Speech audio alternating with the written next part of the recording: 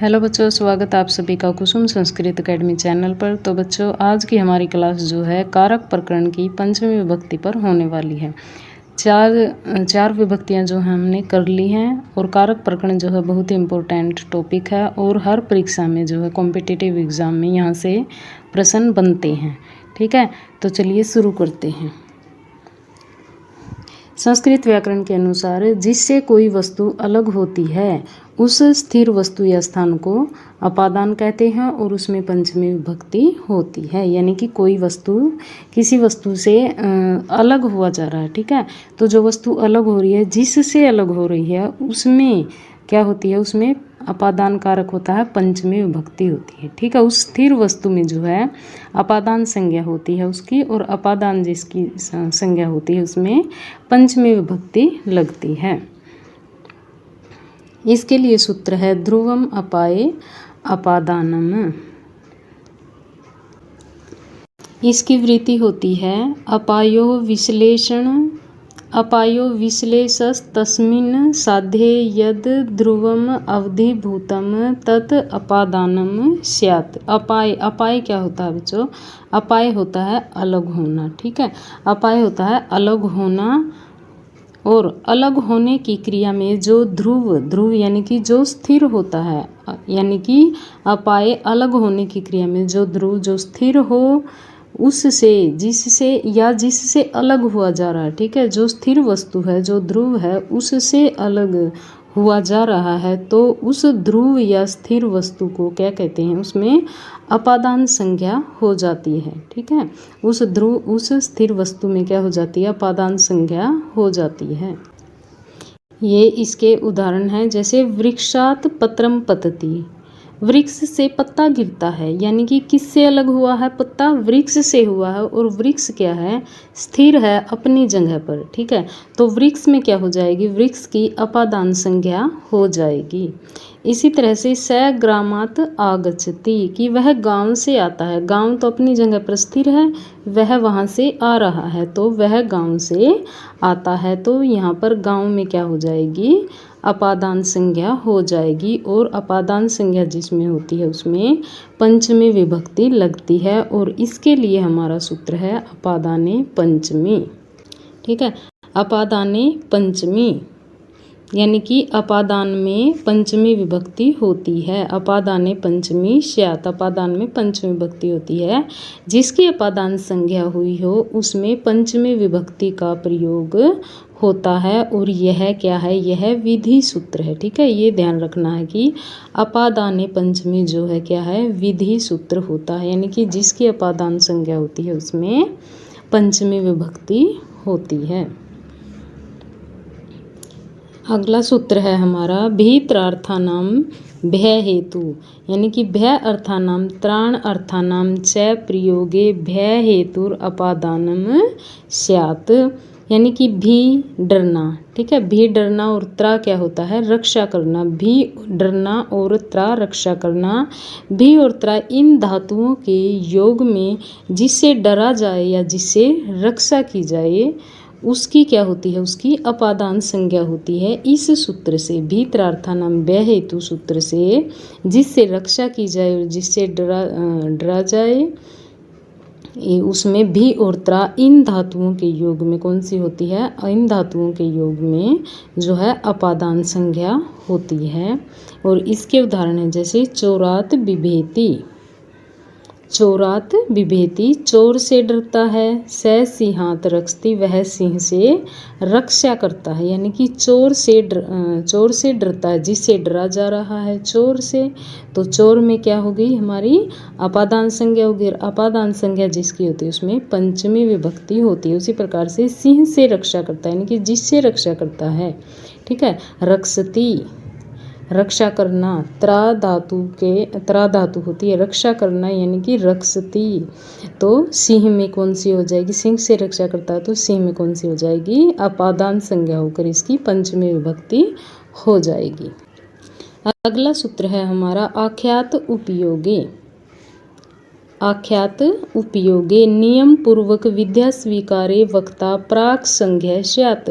यानी कि जब किसी से नियम पूर्वक विद्या ग्रहण की जाती है तो उस शिक्षक या वक्ता की अपादान संज्ञा होती है जिसे नियम पूर्वक विद्या स्वीकार की जाती है। किससे की जाती है? अध्यापक से, शिक्षक से की जाती है। ठीक है, नियम पूर्वक शिक्षा ग्रहण की जाती है तो उसमें शिक्षक या वक्ता की कौन सी हो जाएगी? अपादान संज्ञा हो जाएगी। शिष्य उपाध्यायात अधीते की शिष्य जो है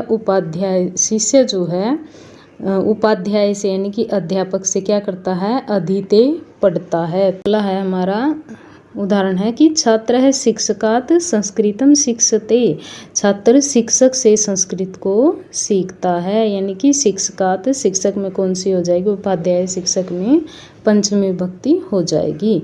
जनिक ऋतु प्रकृति जायमानस्य हेतु अपादानम स्यात्, यानी कि जन धातु जायमानस्य जन धातु पैदा होने धातु के कर्ता का जो उत्पत्ति स्थान, ठीक है, यानी कि जिससे पैदा होता है। अगर जनिक ऋतु पैदा होने के जन धातु होती है पैदा होने के अर्थ में, ठीक है, और जन धातु का जो कर्ता होता है उसमें उसकी जो प्रकृति होती है, यानी कि जन धातु के कर्ता की जो प्रकृति होती है, जो उसका उत्पत्ति स्थान होता है, उसमें क्या हो जाएगी? उसमें अपादान संज्ञा हो जाएगी।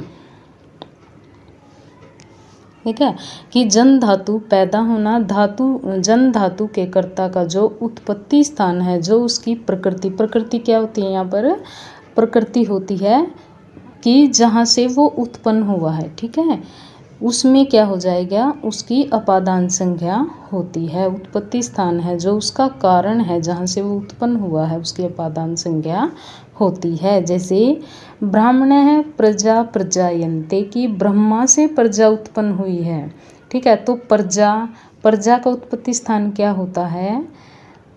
प्रजा का उत्पत्ति स्थान क्या बताया गया है यहाँ पर? ब्रह्मा को बताया गया है, ठीक है, कि ब्रह्मा से प्रजा उत्पन्न हुई है। तो यहाँ पर ब्राह्मण में क्या हो जाएगा? पंचमी विभक्ति हो जाएगी अपादान संज्ञा होकर के। आगे है गोमयात वृश्चिको जायते कि गोबर से बिच्छू पैदा होता है। तो बिच्छू का उत्पत्ति स्थान क्या हो गया? उसकी प्रकृति क्या हो गई?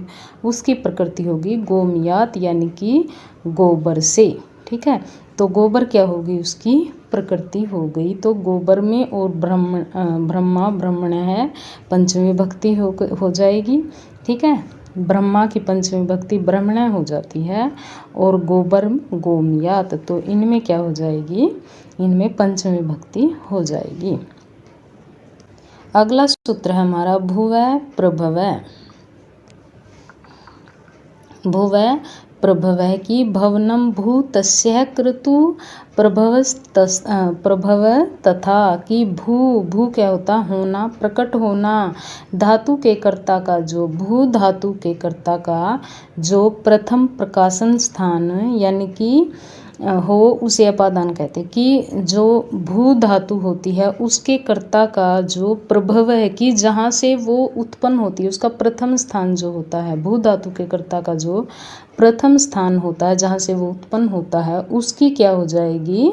उसमें क्या हो जाएगी? पंचमी विभक्ति हो जाएगी, उसकी अपादान संज्ञा हो जाएगी। जैसे हिमालयात गंगा प्रभवती, हिमालयात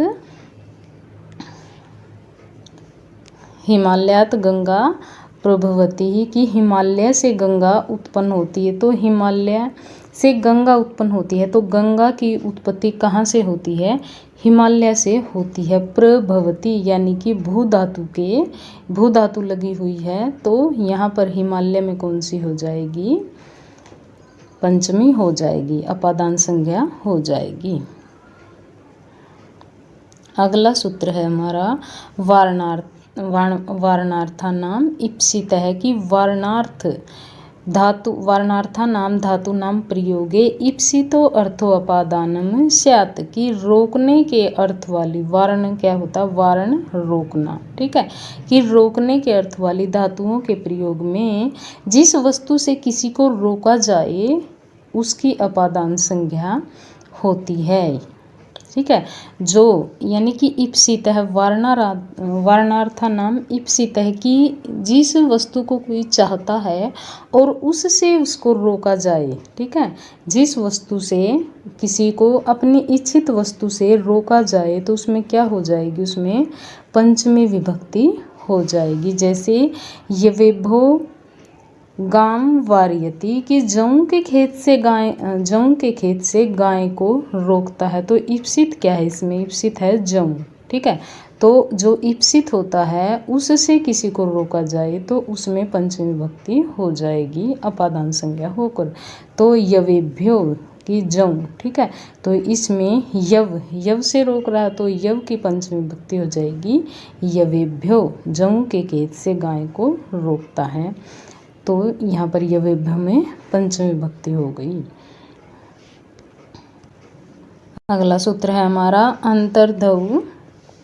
अंतर्धौ येना दर्शनम इच्छति, यानी कि व्यवधाने अंतर्धौ येना दर्शनम इच्छति व्यवधानेस्ति यत् कर्तृ कस्य आत्मनो दर्शनस्य अभावम इच्छति तत् अपादानम स्यात्, कि जब कोई अपने आप को किसी से छिपाना चाहता है तो जिससे छिपा जाता है उसकी अपादान संज्ञा होती है। यानी कि कोई अपने को किसी से छुपा रहा है तो जिससे छिपा जा रहा है उसमें पंचमी विभक्ति होती है। जैसे कृष्ण मातु निलीयते है,